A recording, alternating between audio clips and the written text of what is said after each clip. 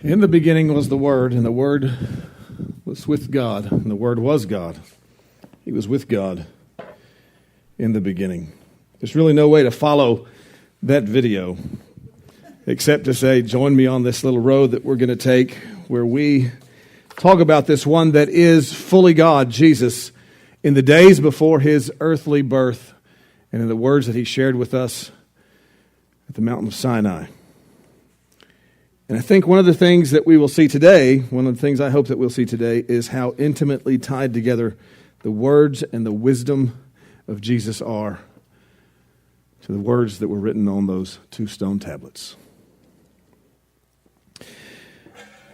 Over against the baptistry, I leaned a set of the cowboy commandments, and I would invite you to come and look at those over the next few weeks and take a look and gander at it and see what the cowboys do and see if you think that if they're accurate. I corrected one, which you will notice if you read it, and we will be getting to that in just a couple of weeks. We have entirely too much to cover before September. But the reason we have entirely too much to cover before September is because starting in October, we are going to be doing something very wonderful that I can only drop hints about. And we want to prepare ourselves. It is so special and so wonderful, so potentially powerful for this place here, for this body of Christ here, that we need an entire month to prepare. And so we are going to compact these 10 sayings, which we've tackled one in the course of about 3.5 weeks. And so we're going to do the next 9 over the next 4 weeks. So we've got this week, and Twyla and I will be out 1 week, and so I've got 4 weeks to preach and cover 9 commandments. So let's get moving. And again, please keep in mind the video, the beautiful, wonderful video about how indescribable, how beyond Jesus God is. And these are his words that we are sharing. In the beginning was the Word. These are from Jesus' lips. These are from the Father's lips. These are from the one true God's mouth. This is God that we are speaking about today. Now, lay that down beside the very interesting reading that we had. And if you've never read that story about the ark being captured by the Philistines, today or sometime this week, well, let's just say today, go home and read 1 Samuel chapters 4 through 6. It is a fantastic story of rats and hemorrhoids and an ark in the midst of it all. It is phenomenal. All right. And they all do tie together, by the way. We will get to that shortly. First, let's remember. Let's remember the first saying of sayings. That these 10, what we normally call commandments, are really the sayings, the life instructions of God. And the first one is, I am the Lord your God who brought you out of Egypt, out of the land of slavery. This first commandment lays down the authority, the prominence of God. And all the other statements only make sense when they are considered in light of the first commandment. That without God, there is no objective meaning to life, nor is there any objective morality. I'm going to encourage you to get on Amazon this week and order the book, The 10 Commandments, written by Dr. Laura Schlesinger and her rabbi, and I'm drawing a blank on what his name is right now. The best practical commentary on the 10 Commandments I have ever seen. It has some good scholarship to it, and it has fantastic practical advice with it. Whether or not you like Dr. Laura, not the question, not the issue. What is in that book is good biblical scholarship and application.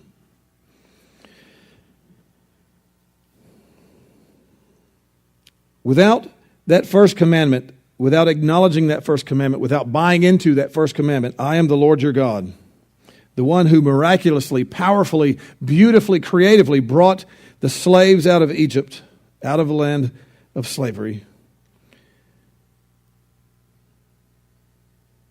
The other 9, again, don't make much sense and are easily explained away and lived around.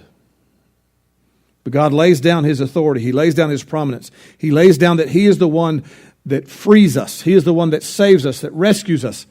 That it is not by our power that we are given this life of freedom and of choice and of wonder. But it is a gift from him, fully from him, totally from him, by his power. And in order to live life with God and in God and through God, we must first acknowledge that with all of our heart, our soul, our mind, and our strength. And then listen and hear what he has to say and put this puzzle of life together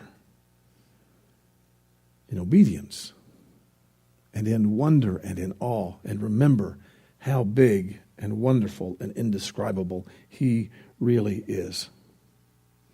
You see, we either acknowledge our creation in the image of the objective God, the one that is revealed in Scripture, and by the way, that is our place of revelation and of understanding. Or we make God in our own image. We will actually be talking about that a little bit more. Our way of reciprocating God's great love and his saving power is to acknowledge his sovereignty with and through our lives. And in doing so, we not only enrich our lives personally, but we also bring God's Spirit, his presence, his reality, his kingdom into this world, which is what we are called to do. Okay, so that's the first saying, a quick recap. And we move on to saying number 2. And I'm going to say, well, let's just read saying number 2. You shall have no other gods before me. You shall not make for yourselves an idol in the form of anything in heaven above, or on the earth beneath, or in the waters below.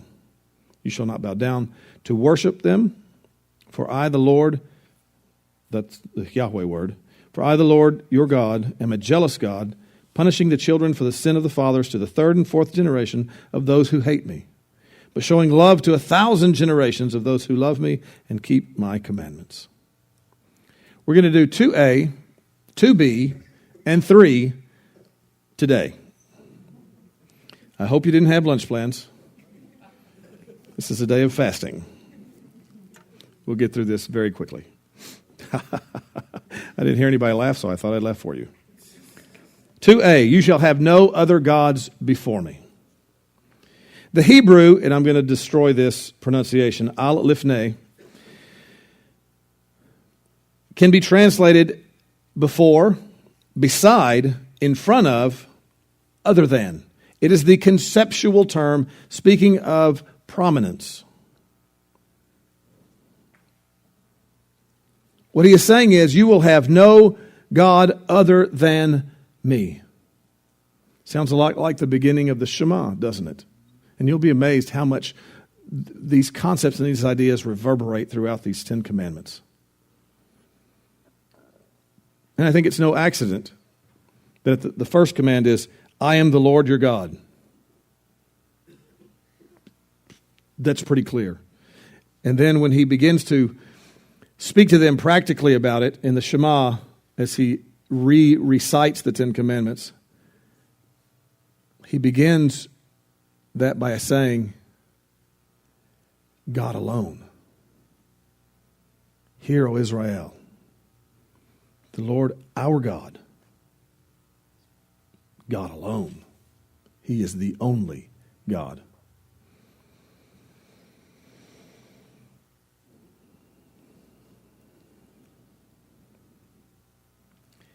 Now, in the reading, which I just absolutely love the reading, because it actually ties into both number 2 and number 3. Actually, both number 2A and 2B in terms of idols. You see, because we believe as humanity that if we build something, we control it. And that's a relatively normal concept. Now, of course, we have great movies come out where, we build a robot and then they take over the world and, we lose control and all that kind of stuff, right? Well, as we get into the idol thing, one of the things that we're going to talk about is that we cannot have something that we build by human hands represent this God of the universe. We are simply too small to be able to do that, any kind of justice. And we portray God as much smaller than he is when we try to do that. But in that day and age, thousands of years ago, gods were built by human hands. The great sin of the people of Israel was to build a golden calf and to worship it. And for that, they were punished for 40 years of wandering in the desert. But that was like all other civilizations that were in the world at that time. They built their gods by human hands, prostrated themselves before their gods. And you notice I hesitated because I didn't want to mess that word up, and then I did. Bowed down to worship. Let's go with that. Things that they had made. And how silly that is. But in the story, when the ark is captured, the Philistines believe now we have the God of Israel. He is contained in this box with the cherubim around it, on either side of it. And now we have the power of the Israelites. Not only have we defeated them on the battlefield, now we control them. And so they put the ark in Dagon's temple. Dagon, by the way, is the father of Baal.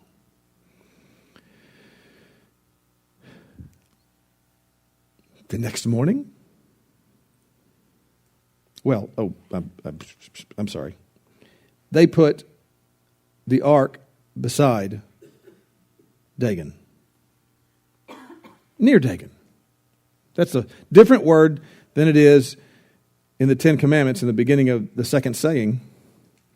This one is talking about physical proximity. And of course, as the reading went on, the next morning they go in, Dagon's face down. Dagon has bowed down to worship God. Well, they put him all up, shine him up. Say, oh, this must have been a strong wind, or some teenagers came in and knocked him over. The next day, he's face down, and his arms and legs are broken off. He has sacrificed himself to God. Now, was the power of God in that box? Well, yeah, obviously. The power of God's everywhere, so sure it was in that box. But the power of God cannot be contained in any box, whether the holy and sacred ark of God or the four walls of this box. But God makes those things in which he inhabits and presents himself as present. He makes them holy. But the point here is when he is saying, you shall have no other gods before me, he's not talking about a physical proximity, not yet. He is talking about in terms of prominence, in terms of value, in terms of worthiness of worship. It's much like Revelation. The point is that there is only one God that will take care of us, one God that will bless us, one God that sees us, that understands us, that has sacrificed for us, that has moved us and saved and released us from our bondage to sin. And how blessed we are that he has invited us to respectfully call him our own God. Like the first commandment, remember we talked about last week. I am the Lord your God. That was spoken to all of the people, and yet that word your is singular in the Hebrew. I am your God. Your God. Your God. Your God. Your God. Your God. Your God. I am your God personally. This community, absolutely. But I am your God. And that God, that great God that is beyond description, invites us to be his own. Now, we get into 2b. You shall not make for yourself an idol in the form of anything in heaven above or anything on earth below or in the waters below. You shall not bow down to them or worship them, For I, the Lord your God, am a jealous God.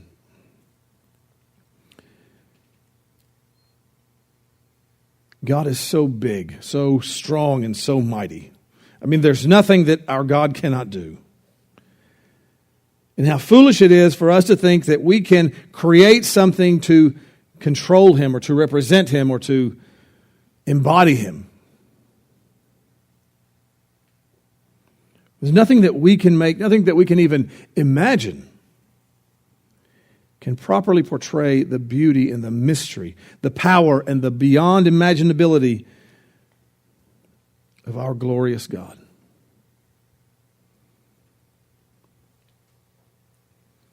To put it quite simply, the finite cannot capture the infinite.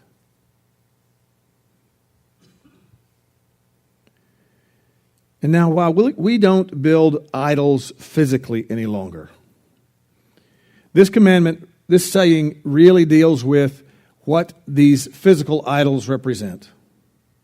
And that is anything that we put before the prominence of God in our lives. Anybody got any input on this issue?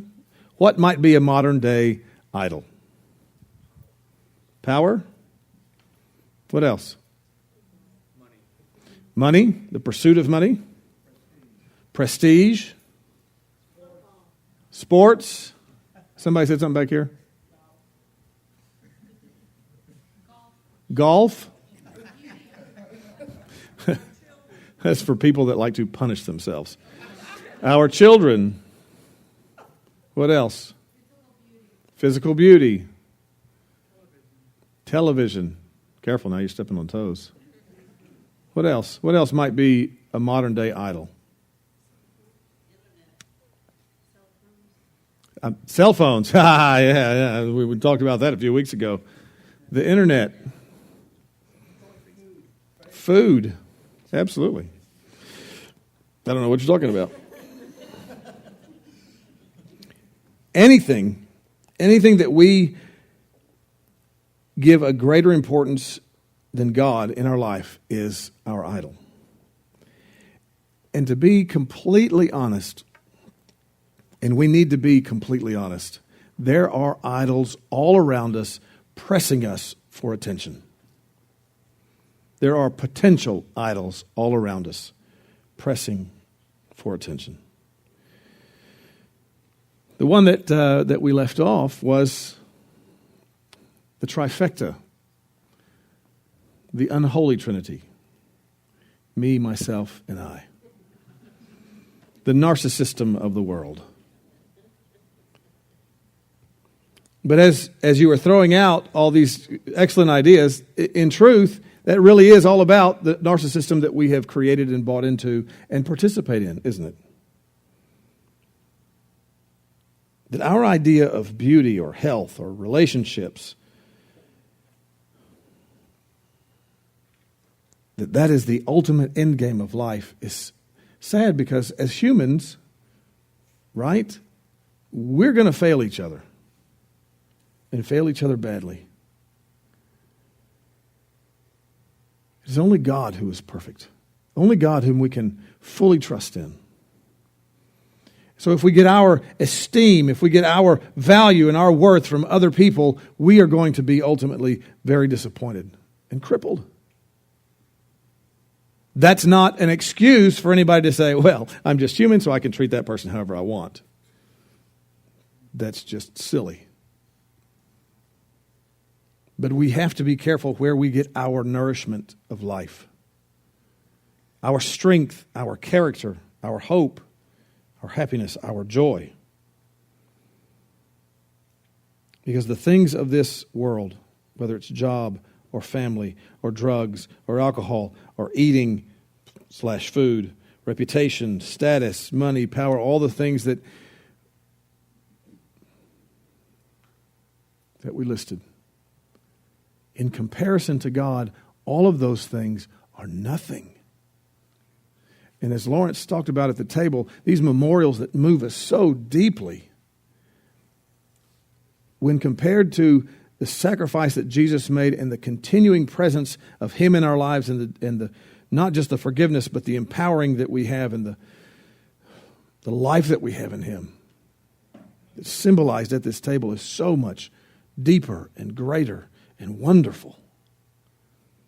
And we need to begin giving the things of God the prominence in our lives that they deserve. And as we do those things, as we love the Lord our God with all of our heart, soul, mind, and strength, and love our neighbors as ourselves as an honor and memorial to him, the stuff of this earth will begin to wash away and drop off of us. But we have to recognize them for what they are, idols. And they are distorting and blocking our view of the one who is God, who released us from slavery. These first 4 of the 10 sayings are tough. And they call on us to a commitment that is much deeper than we are used to giving. And if we truly want to be God's children, God's holy representatives, we must recognize it is a fight and a battle and a war that rages within us. Because Satan does not want us to do this well.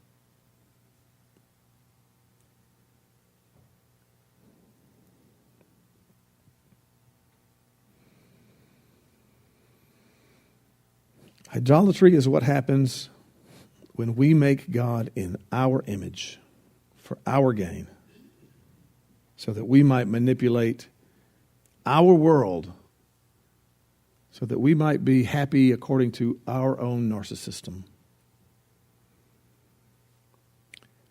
And one of my favorite letters, the Ephesians, works very hard to invite us to just the opposite. The 10 Commandments invite us to just the opposite. We are loved and precious to God. He is my God. The one who freed us from slavery. And Ephesians goes on to say, and not only did he free us from slavery, not only did he save us, but salvation is much larger than that, in that he picks us up from the lowest of grounds and brings us into the very realms of heaven, so that we are royalty in the spiritual world, which encompasses all the universe. We are not forgiven dirty things that don't deserve it in God's eyes. We don't deserve it. It's amazing grace. But God says, that's not who you are in my eyes. Who you are in my eyes is my holy child. That's what the 10 Commandments invites us to. That's what Ephesians invites us to. That's what the 2 greatest commandments invite us to. And the only way that we will truly enjoy that is by participating in saying number 1 and number 2 and number 3 and all the others. Because we believe that we are created and recreated more fully into his image, into his house, by his power and wisdom. No one deserves the place in our lives that feeds us and nourishes us and defines us except Yahweh God. There is only one ultimate value.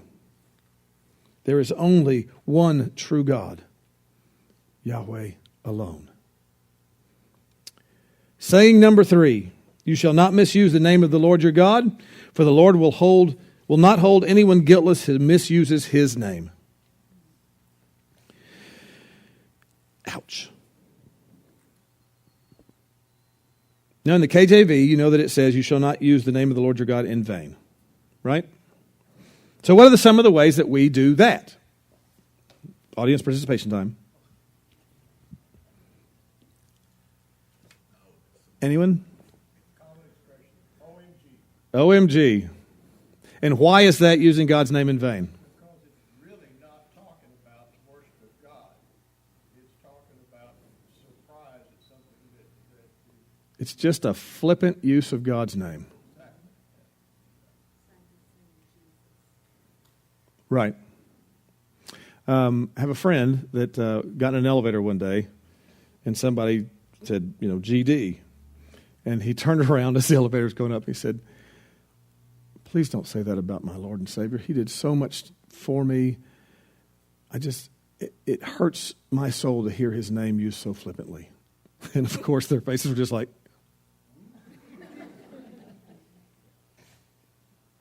how else? How else do we use God's name in vain? Would it be using God's name in vain if I was pulled over by a policeman and said, I'm on my way to a funeral, I'm a minister, I really need to go? Yes.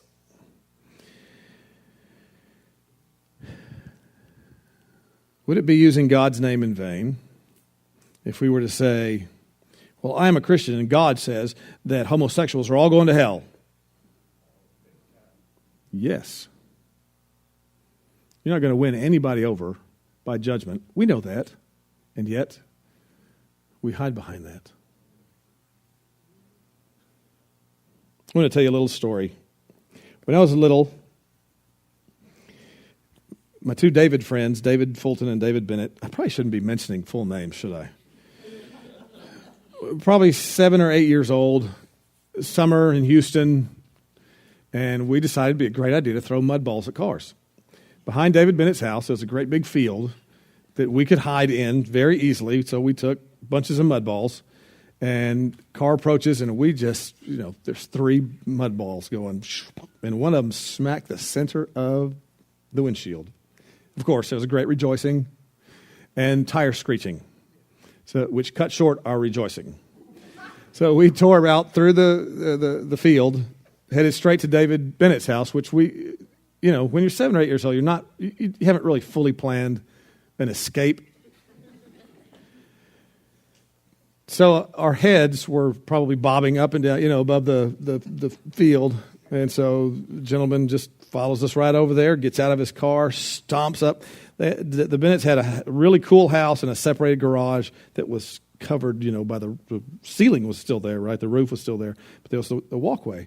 So we were kind of hiding back in there, and he just comes walking right up. And, we're just busted as we can be. We've got muddy hands. And he says, "Did you boys throw that snowball?" We're already crying and shaking all over. And I looked up, and it was Pastor John from the Baptist church I had just been to VBS at. And in my 7-year-old innocence, I said, "Oh, hey, Pastor John." And which caught him very much off guard. He said, "Well, hello, young fella." Then he turned to the two Davids. "Where are your parents?"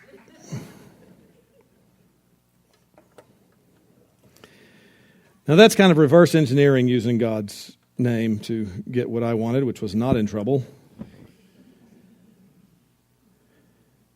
Didn't work well for either of the Davids. But they were pretty impressed that I was able to somehow get out of that. And that really doesn't capture anything about. I just wanted to share that story. It's just a cute story. The Jews took this command to a place of great respect. And while I used to kind of, I wouldn't say made fun of them for doing this, but questioned them perhaps for doing this, the more I study, the more respect I have for their response. And their response was to never dare speak the name of God, never to say the Tetragrammaton, the Yahweh, never to speak that name out loud. In fact, they won't even print it. And if you were to look at a Jewish Bible in English, you would see God spelled G-D. Because Hebrew is only consonants, and the letters are in these little dots that were added later. So out of great respect for God, they refused to add the vowels, and they refused to say the name of God. And I used to think that was going a bit too far, but I got to say, there's something to be respected there. That the name of God is so holy that they are very, very careful with it. Now, in Jesus' day, they had taken it a bit too far and had begun to play legalistic with it.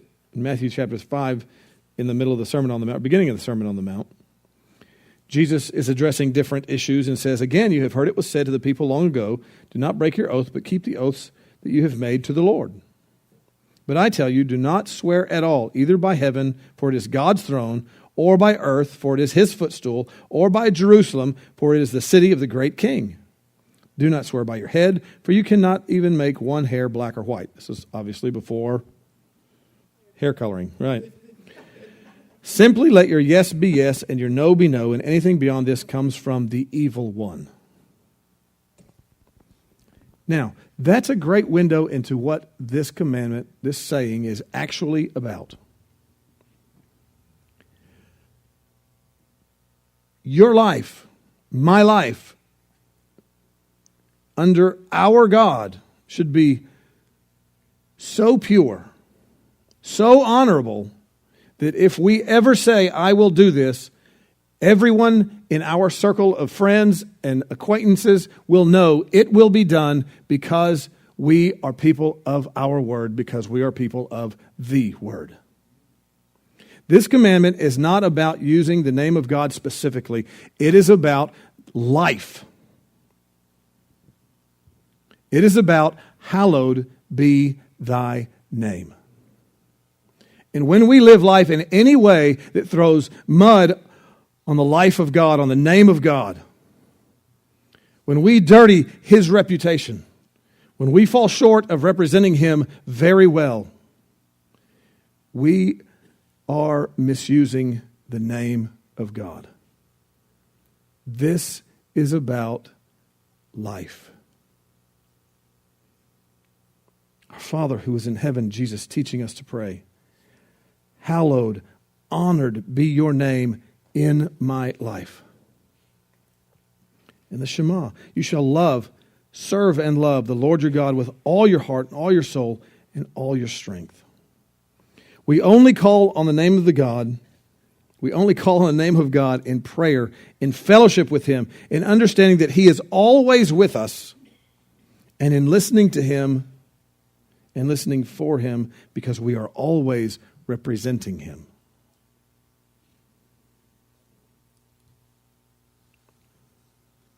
So our claim to follow Jesus, our claim to follow God, our claim to understand these 10 commandments is the acceptance that he is our God,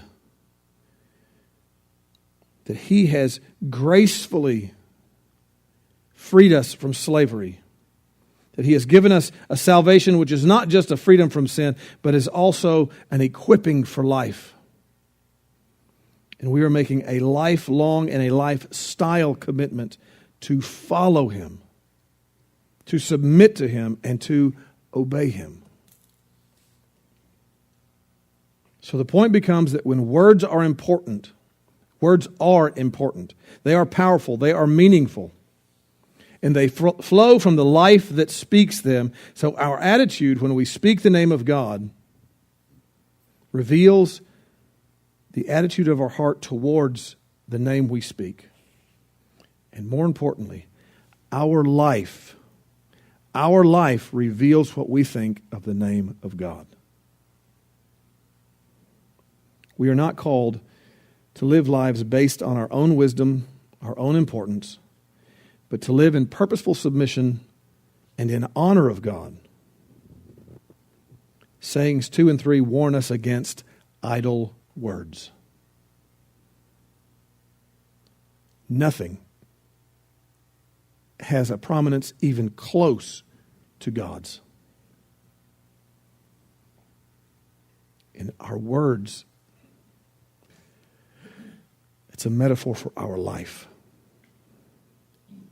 And our life and the words that we use should honor God at every turn. So we are called to be very careful then how we live, such that we honor the name of the living God. Both sayings, 2 and 3, teach us that God is real, present, active, holy, great, and wonderful. May we never forget that God is God. May we never allow familiarity with a great God who loves us to breed contempt, to forget how powerful this memorial is. And may we consider then that God is God. And wherever we are, whether we are at church, whether we are in our daily life, wherever we are, that we are active representatives of the name, the reputation, the holiness of God. And that we will treat God with the awesome respect that He deserves. Live your life. Live my life. Let us live our life in order to bring glory and honor to His name, to His cause, to His kingdom. That's the major part of how we connect to Him. That submission, that obedience. It's a big part, the major part of how we connect to one another as well in the church family. For if God is the head of our house, if He is truly the head of our house, then we will be obedient children. But if He is not really the head of our house, we will be spoiled Christian brats that will drive people away from this place, from the kingdom of God. We, as Christians, have influence one way or the other.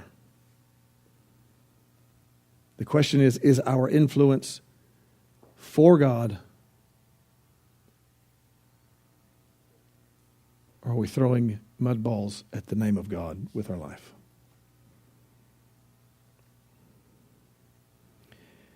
And if God's family treats God with a lack of respect, how can we ever expect the world that He so desperately loves to notice Him for who He is? Let us not misrepresent Him and cause our witness of Him to be meaningless or worse, negative to a world that is desperately hurting for something greater. And there is only one thing far greater. And we know that because He is our God. May we share that well. May our witness of God to the world increase because we are more and more obedient, because we believe and trust that He is our God and knows the secrets of life. Sayings 2 and 3. Such good stuff. We'll continue next week looking at number 4, the Sabbath and keeping it holy. If you have a need, a spiritual need of any kind, as we stand and sing this song of encouragement, we invite you to come forward and share that with the church family, and we will pray with you and over you and walk whatever valley that is. If you want to make this place your home, we would love that. If you're ready to meet Jesus in baptism, we are prepared. Whatever your need might be, while we stand and sing this song, please come forward. This song, please come forward. This song, please come forward. This song, please come forward. This song, please come